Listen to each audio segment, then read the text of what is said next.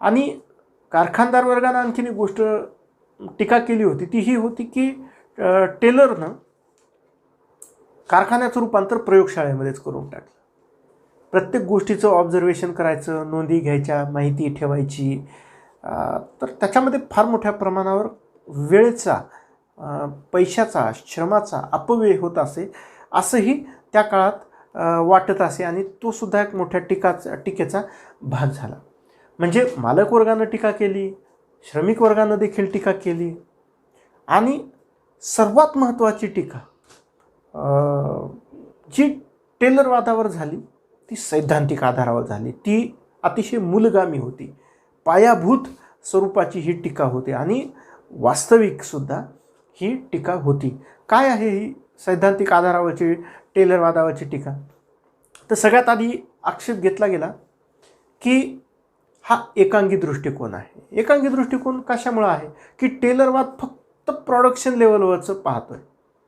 वास्तविक पाहता कुठल्याही कारखान्यामध्ये फक्त प्रोडक्शन किंवा थेट कारखाना स्तर किंवा कार्यशाळा स्तर असा नसतो.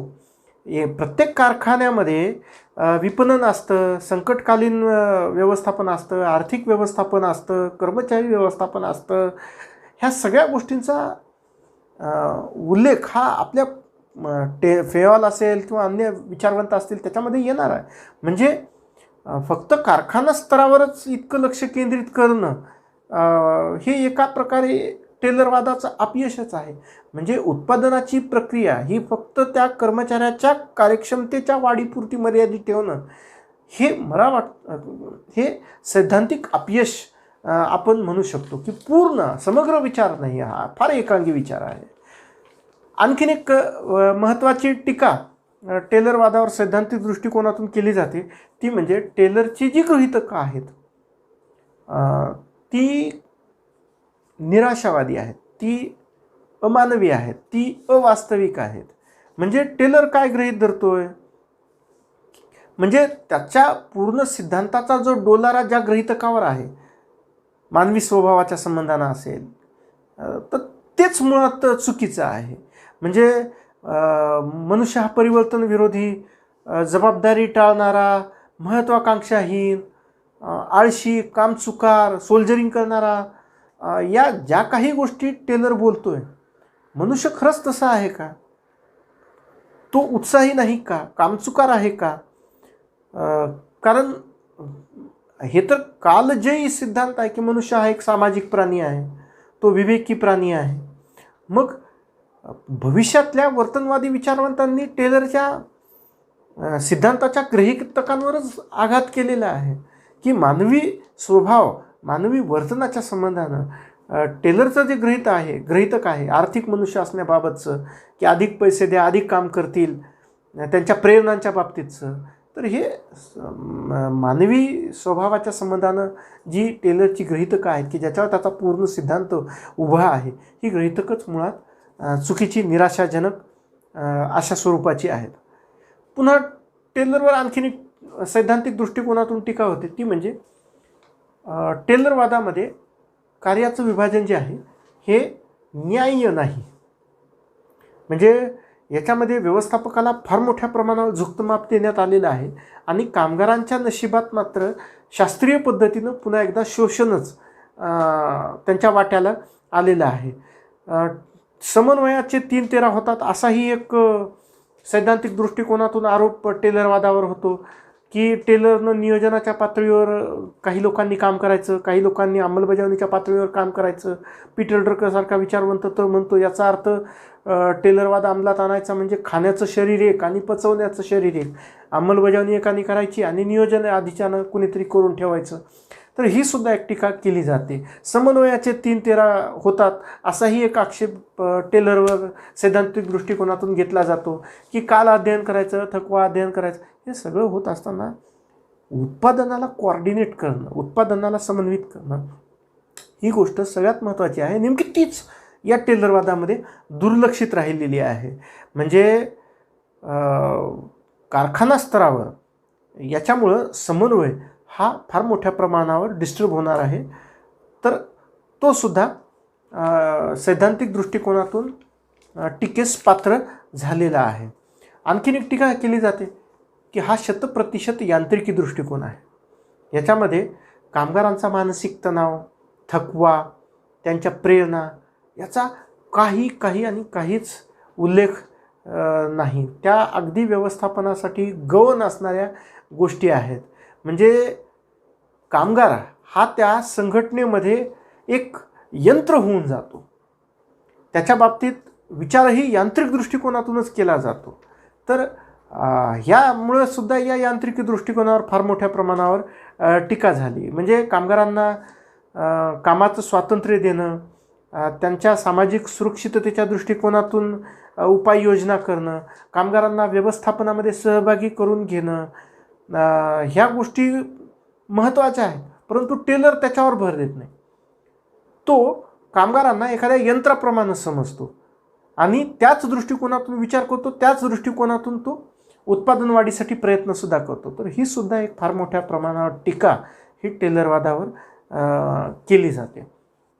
टेलरवादावर अनेक विचारवंत आहेत, अभ्यासक आहेत की ज्यांनी टेलरवादाचा अभ्यास केल्यानंतर, त्याचा अनुभव घेतल्यानंतर फार मोठ्या प्रमाणावर टीका ही केलेली आहे.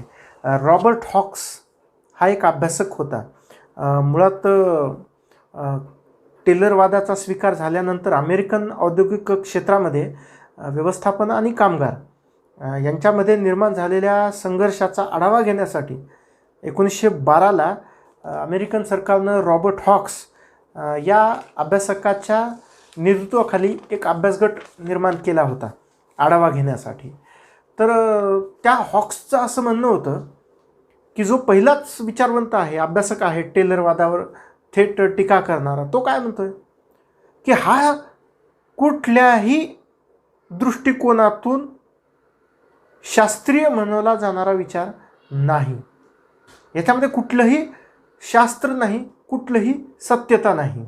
तो काय म्हणतोय, हा सिद्धांत ना कामगारांची कार्यक्षमता वाढवतो, ना त्यांच्या प्रश्नाचा किंवा कल्याणाचा विचार करतो. याच्यामध्ये मानसिक क्रांती की टेलरनं जी सांगितली होती की परस्परांकडे बघण्याचा दृष्टिकोन बदलेल, दोघे एकमेकांना सहकार्य करतील, याचा तर दूरपर्यंत कुठेही संबंध येत नाही. हे पहिल्यांदा रॉबर्ट हॉक्सनं टेलरवादावर टीका करताना म्हटलं होतं. ऑलिव्हर शेल्डनसारखा एक विचारवंत आहे की जो काय म्हणतोय की या सिद्धांतानं व्यवस्थापन विचारांचा विकास केला, नक्कीच केला, मात्र त्यानं व्यवस्थापनाला निरंकुश सत्ता प्रदान केली, व्यवस्थापनाला त्यानं हुकुमशहा केलं आणि ही गोष्ट कामगारांच्या दृष्टिकोनातून अत्यंत मारक होती. मेरी पार्कर फॉलेटसारखी एक विचारवंत आहे. मेरी पार्कर फॉलेट काय म्हणतात, त्या टेलरवादाचा मानसशास्त्रीय दृष्टिकोनातून अभ्यास करतात आणि त्या काय म्हणतात की यामध्ये फक्त आणि फक्त यंत्र आणि तंत्रांनाच महत्त्व देण्यात आलेलं आहे. कामगारांच्या प्रेरणा, भावभावना यामधनं या टेलरवादामध्ये शून्य स्थान आहे. त्यानंतर आणखीन एक टीकाकार आहेत सॅम लेविन्सन म्हणून. ते काय म्हणतात की कामगारांना अपेक्षित समानता, न्याय, दर्जा व्यवस्थापक त्यांना या टेलरवादाचा स्वीकार करून देऊच शकत नाहीत आणि परिणामी जी समस्या आधी होती, श्रेष्ठ कनिष्ठ मालकवर्ग आणि श्रमिकांचा एकमेकांकडे बघण्याचा दृष्टिकोन, त्या कुठल्याही ग्राउंड रिॲलिटीमध्ये फरक हा या सिद्धांतामुळं पडणार नाही. ब्राऊन नावाचा विचारवंत होता. तो तर म्हणतो की मनुष्य आळशी, कामचुकार नाही, तर तो परिस्थितीच्या प्रभावानं तसा होतो. औपचारिक संबंध आणि तत्वांनाच या सिद्धांतामध्ये महत्त्व दिलेलं आहे असंही तो म्हणतोय. कोल नावाचा एक विचारवंत आहे की जो टेलरवादावर टीका करताना काय म्हणतोय की हा सिद्धांत फक्त नफा आणि उत्पादन वाढीशी संबंधित आहे. हा कामगारांच्या काम करण्याच्या प्रेरणाच नष्ट करतो. कामगारांचे हक्क, कामगारांचं कल्याण, त्यांचं चरित्र या बाबतीत हा सिद्धांत कमालीचा उदासीन आहे. अशा पद्धतीनं ह्या टेलरवादावर विचारवंतांनी सुद्धा चारही बाजूंनी चौफेर अशी टीका ही केलेली आहे. म्हणजे एक टेलर की जो म्हणतोय की माझा सिद्धांत हा पितृत्ववादी आहे, तो कामगारांच्या कल्याणाचा विचार करतोय, तो इतका प्रसिद्ध आहे की रशियासारखा देश की जो अमेरिकेचा हितशत्रू होता, तो सुद्धा या टेलरवादाचा अनुनय करतो. इतका तो टेलरवाद लोकप्रिय झालेला आहे. त्या टेलरवादावर अशी चारही बाजूंनी फार मोठ्या प्रमाणावर टीका झालेली आहे. कार्ल जी बर्थ सारखा एक अभ्यासक आहे जो टेलरवादाच्या संबंधानं त्याच्या बाजूने झालेलं विचार, त्याच्या विरोधात झालेला विचार, ह्या सगळ्यांचं एकंदरीत आकलन करून तो फार छान बोलतोय. तो म्हणतो की टेलरला अनेक बाबींचं श्रेय दिलं जातं की जे त्यानं केलेलं नाही, आणि टेलरवर अनेक बाबींचं दोषारोपण केलेलं जातं की ज्याच्यासाठीही तो जबाबदार नाही. श्रेय आणि टीकेचं त्याचं जे खातं आहे ते एकदम अगदी संतुलित आहे. अशाच प्रकारचं एल्बर्सचं सुद्धा म्हणणं आहे. तो काय म्हणतोय की व्यवस्थापनाचा प्रभावी केंद्रबिंदू असणाऱ्या टेलरला अपेक्षेपेक्षा अधिक आदर आणि अपेक्षेपेक्षा अधिक टीकेचा सामना हा करावा लागलेला आहे. ओपेनहिनरसारखा एक विचारवंत आहे की जो काय म्हणतोय की टेलरवादाला ज्यांनी ज्यांनी विरोध केलेला आहे, ज्यांनी ज्यांनी त्याच्यावर आपत्ती नोंदवलेली आहे टेलरवादाच्या संबंधानं, तर त्याच्या सिद्धांताला अपुऱ्या स्वरूपात अनेकांनी समजवून घेतलेलं आहे. चुकीच्या तंत्रानं त्याचा वापर झालेला आहे. विषय ज्ञान नसलेल्या रुचिहीन लोकांकडून त्याचे प्रयोग झालेले आहेत आणि त्याच्यामुळं टेलरवादाचं अपयश आहे. टेलरनं जे सांगितलं ते योग्यच सांगितलेलं आहे. पोलंडसारखा एक विचारवंत आहे की जो म्हणतो की 70-80 वर्षांच्या नंतर तुम्ही बुद्धिमान होणं ही गोष्ट वेगळी, परंतु टेलर ज्या काळामध्ये ही गोष्ट सांगतोय तो कालखंड, त्या कालखंडामधल्या समस्या, त्या समस्यांवर त्यानं शोधलेलं समाधान, त्याची संपूर्ण जगाला आलेली प्रचिती, या गोष्टी तरी आपल्याला नक्कीच नाकारता येणार नाही. आणि मग कोपलेसारखा विचारवंत जो म्हणतोय की संपूर्ण शास्त्रीय व्यवस्थापन आंदोलनाचा टेलर हा आत्मा होता, त्याच्यामुळं इतक्या मोठ्या प्रमाणावर उत्पादन वाढलेलं आहे ही गोष्ट कोणीही नाकारू शकणार नाही. स्वतः टेलरसुद्धा म्हणतोय की श्रमाच्या प्रतिष्ठेवर माझा प्रचंड विश्वास आहे.